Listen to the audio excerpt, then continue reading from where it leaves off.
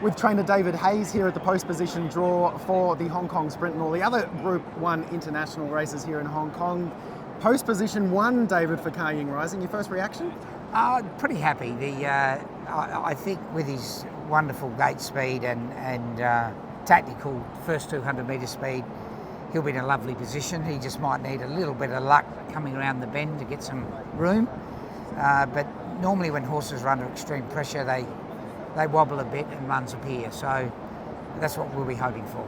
There's never been any issues with him from the gates, has there? But if he was to step half a length slow, would that present any concerns? Well, it makes it a bit more difficult, doesn't it? Look, he has jumped slow a couple of times in the past, but with a bit of a wake-up out of it, he's a lot better out the gates now.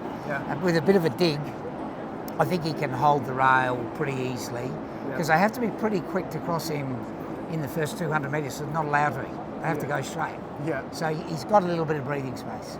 It's really hard to believe when you think about this time last year, he was still yet to win a Group 1, given everything that he's achieved since. Can you somehow sum up how proud you are of this horse from the last 12 months and what he's accomplished? Look, he's just an amazing horse that can absorb pressure more than any horse I've ever trained.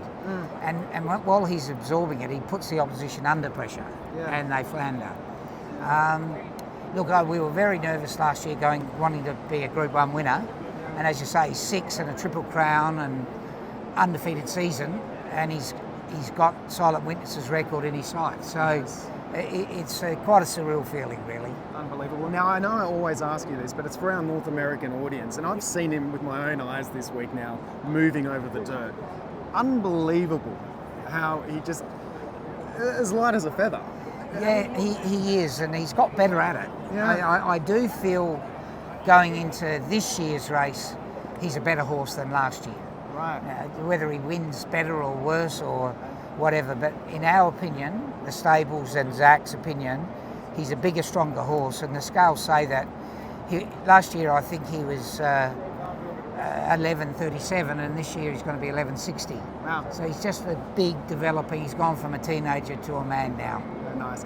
But as I was saying with the dirt, like you're never going to get him to America or anything like that, but is there some curiosity there about how he would go against the world's best dirt sprinters, given how beautifully he moves over the track here? Well, Zach's sure he is a brilliant dirt horse. He thinks he is, and I think he's been beaten only once in a trial when we weren't trying.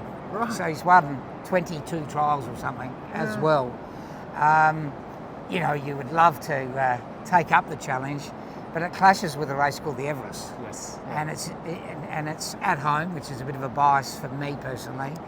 And there's probably about 18 million more to think about. And he's not a colt or he's not a filly.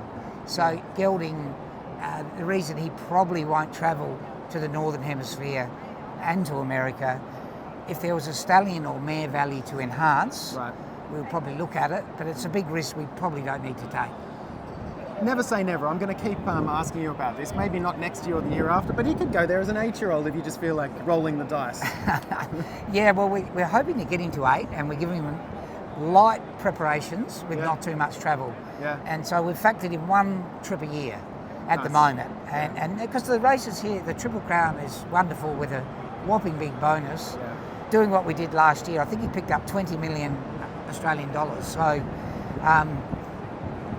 we're pretty happy with that.